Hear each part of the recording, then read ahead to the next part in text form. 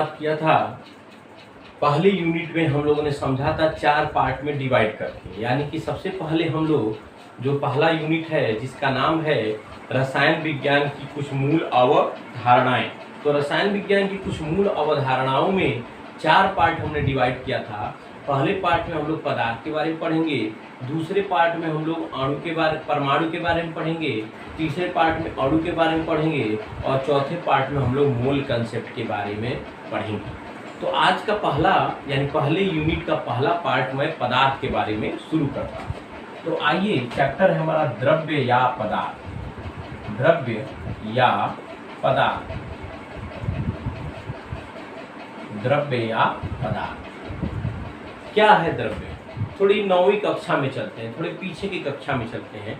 मैंने आपसे कहा था जो पहला यूनिट है, इस पहले यूनिट में 6 से लेके 10th क्लास तक के जितने भी आपके बेसिक केमिस्ट्री है, आधारभूत केमिस्ट्री है, वो सारी चीज़ें यहाँ पे आपको मिलेंगी। इंट्रोडक्शन, ये यदि आप चैप्टर नहीं क्लियर कर पाएँ तो आगे चल के केमिस्ट्री आपके लिए बहुत कठिन हो जाएगी। इसे ध्यान समझने की कोशिश करें, हम एकदम बेस से बता रहे हैं। कई बच्चे थोड़े एडवांस होंगे, थोड़े तेज होंगे, उनको लग रहा होगा बहुत छोटे लेवल से बता रहे हैं, तो सबके लिए लेके चलते हैं छोटे लेवल से बड़े लेवल, क्योंकि क्लास तो मेरे सामने है नहीं, मुझे लेवल पता नहीं चल रहा है कि कौन कितने लेवल का है, इसलिए मैं एकदम बेस लेवल से लेके आपको चल रहा हूँ।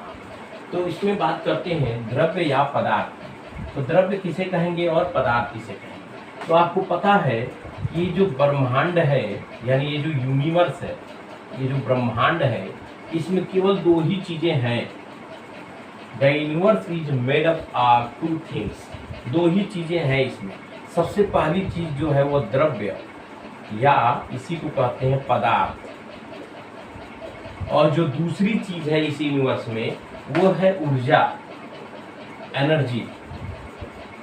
इन्हीं 2 चीजों से मिलकर हमारा ये यूनिवर्स बना हुआ, ये ब्रह्मांड बना हुआ। अब द्रव्य किसे कहते हैं, इसी पे हम लोग आते हैं, ये हमारा टॉपिक है। और द्रव्य का हम लोग स्टडी किसमें करते हैं? केमिस्ट्री में। और एनर्जी की स्टडी किसमें करते हैं हम लोग? फिजिक्स में।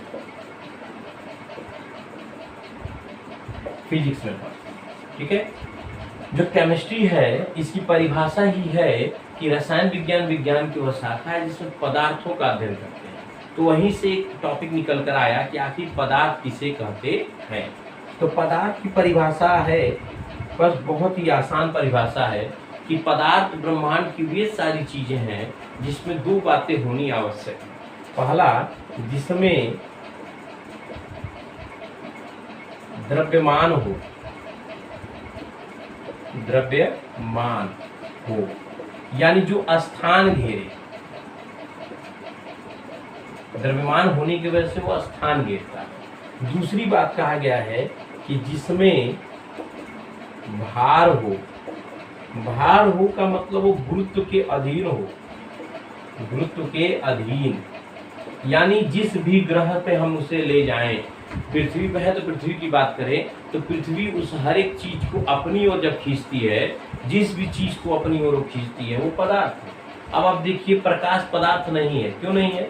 आप छत पे चले जाइए और टार्च को ऊपर की तरफ जलाइए, तो क्या उसकी रोशनी वापस नीचे आएगी? नहीं आएगी। लेकिन वहीं आप पेन या पेंसिल या कोई ईंट के टुकड़े को आप खूब तेजी से, जितना आपके पास पावर, उतने पावर से आप उसे ऊपर की तरफ फेंको, तो फिर वापस वो नीचे की तरफ ही आ जाएगी, क्योंकि वो जो ईंट का टुकड़ा है, जो पेन है, वह आपका पदार्थ है, क्योंकि वो गुरुत्व के अधीन है, उसे पृथ्वी अपनी ओर खींच रही है। जबकि जो ऊर्जा है, ऊर्जा यानी प्रकाश जो है, वह गुरुत्व के अधीन नहीं होती है, उसे पृथ्वी अपनी ओर खींच नहीं पाती है, या कोई भी ग्रह अपनी ओर खींच नहीं पाती, इसलिए वो क्या है? पदार्थ नहीं है, ऊर्जा है।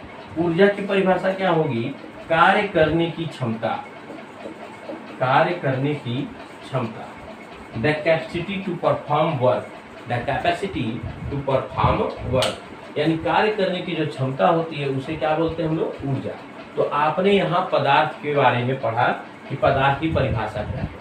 एक बात मैं और आपको कंफर्म करना चाहूँगा, कभी कभी आपके यहाँ टॉपिक में बार बार रसायन विज्ञान में चीज का प्रयोग करते हैं, शब्दों का प्रयोग करते हैं। जैसे पदार्थ को अंग्रेजी में बोलते हैं मैटर, मैटर बोलते हैं। और पदार्थ को अंग्रेजी में एक और नाम देते हैं सबस्टांस, सबस्टांस भी बोलते हैं, मैटर भी बोलते हैं और सबस्टांस भी। लोग कहते हैं कि मैटर और सबस्टांस दोनों एक ही चीजें हैं, लेकिन ऐसा नहीं है। मैटर और सबस्टांस में अंतर है ना। पदार्थ में यानी पदार्थ ये है, ऐसे कहते हैं सबस्टांस या अभिकारक या अभिकर्मक, अभिकारक। ये है पदार्थ, इसमें अंतर है। क्या अंतर है?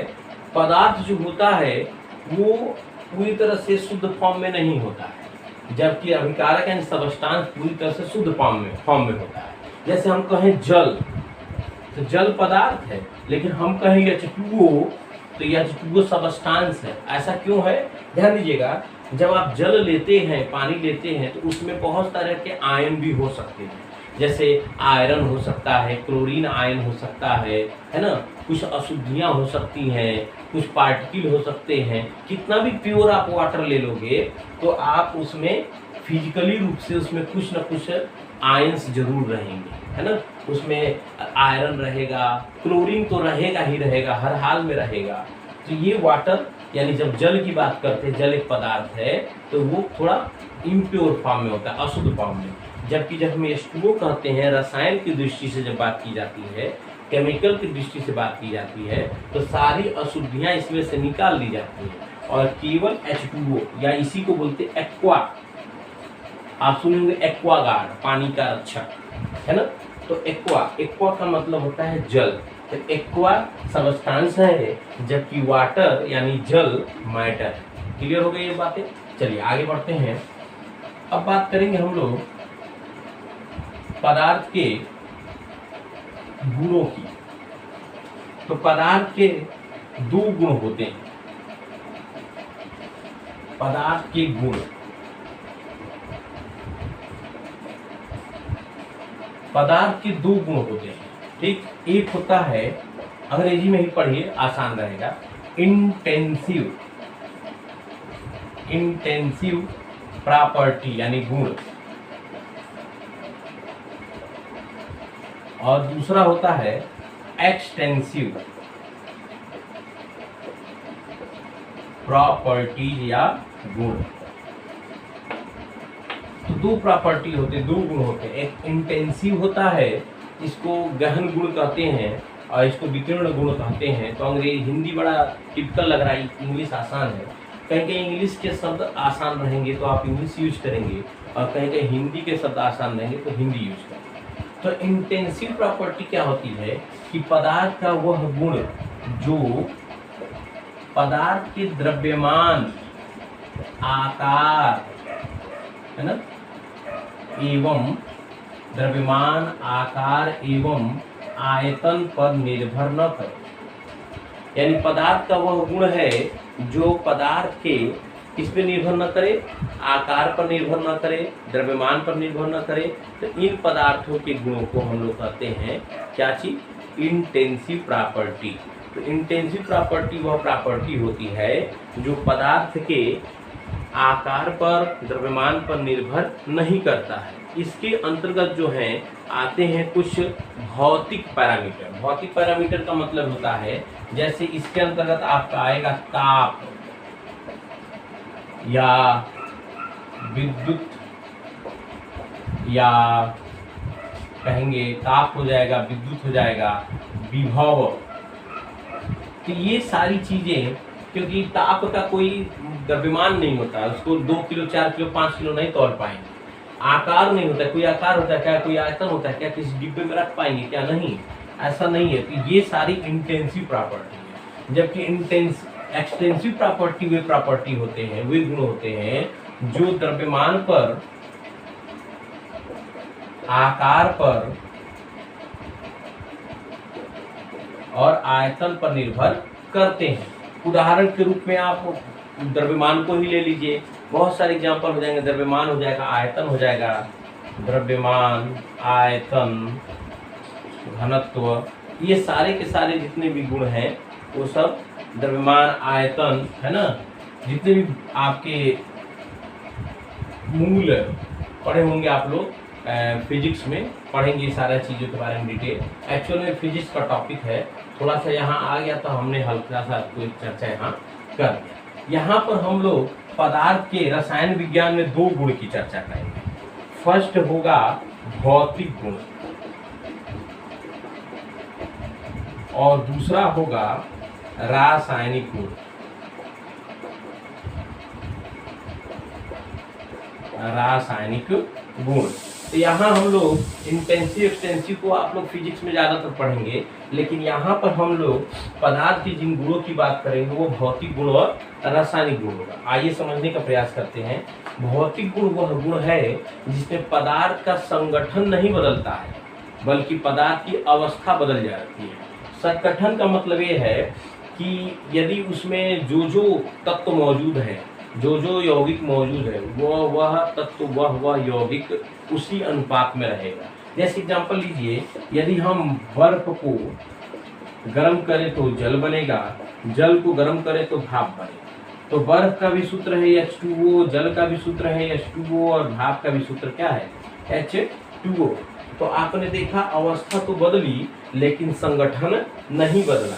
जो चीज इसमें है वही इसमें है, वही इसमें है, यानी रासायनिक रूप से ये नहीं बदलता है तो कहेंगे इसको भौतिक गुण, और यदि बदल जाता है तो उसे कहेंगे रासायनिक गुण। यानी परिवर्तन भी कह सकते हैं, ये भौतिक परिवर्तन है भौतिक गुण के कारण, और ये रासायनिक परिवर्तन है रासायनिक गुण के कारण। यानी वह गुण जिसमें रासायनिक परिवर्तन हो।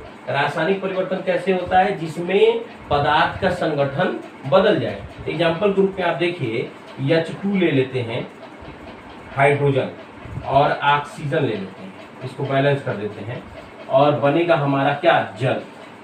तो आप देखिए यहाँ पर अवस्था जरूरी नहीं कि अवस्था बदले चाहे न बदले, है ना। अवस्था बदल भी सकती है और नहीं भी बदल सकती है, लेकिन भौतिक गुणों वाले में अवस्था में परिवर्तन बहुत जरूरी है, और यहाँ पे परिवर्तन की उतनी आवश्यकता नहीं है। भौतिक परिवर्तन हो भी सकता है और नहीं भी हो सकता है। यहाँ भौतिक परिवर्तन हुआ है, देखिए कैसे, यह गैस है, यह भी गैस है, और ये क्या है? द्रव है। यहाँ भौतिक परिवर्तन हुआ है, लेकिन रासायनिक परिवर्तन भी हुआ है। देखेंगे, जरा ध्यान देंगे। हाइड्रोजन क्या करता है? जलता है। हाइड्रोजन को जलाएं तो क्या होगा? जलेगा, बहुत तेज जलता है। और ऑक्सीजन जलाता है, एक जलता है दूसरा जलाता है। ऑक्सीजन के बिना कोई भी पदार्थ नहीं जल सकता, जबकि जल क्या करता है? न तो जलता है और न ही जलाता है, न ही जलाता है, समझ जाएगा। तो ऑक्सीजन न तो स्वयं जलता है और न ही जलाता है। तो आपने देखा क्या परिवर्तन हो गया कि नहीं? गुण में पूरी तरह से गुण में परिवर्तन हो गया। हालांकि ये मिलकर बना है हाइड्रोजन और ऑक्सीजन से ही, जिसमें 2 गुण हैं, जलने और जलाने के, जबकि उससे मिलकर जो नया पदार्थ बन जा रहा है, जो नया परिवर्तन हो जा रहा है, उससे जो पदार्थ बन रहा है वो न तो जल रहा है और न ही जला रहा है। तो यहाँ हम कह सकते हैं कि यहाँ एक रासायनिक परिवर्तन हुआ है, और इस परिवर्तन का अध्ययन जिसमें करते हैं वो रासायनिक गुणों के अंतर्गत आते हैं, और ये वाले गुण भौतिक है। समझ गए होंगे इसके बारे में? यहाँ तक कोई दिक्कत तो होगा नहीं आपको। अब नेक्स्ट वीडियो में हम लोग पदार्थों का, द्रव्यों का वर्गीकरण करेंगे, उसको डिवाइड करेंगे कि पदार्थ कितनी कितनी अवस्था में पाई जाती हैं, पदार्थ के कौन कौन से संगठन होते हैं, उनके गुण क्या हैं, और उसके बाद परमाणु और अणु, और उसके बाद मूल कंसेप्ट पे हम लोग चलेंगे। कोशिश किया जाएगा इस हफ्ते में इस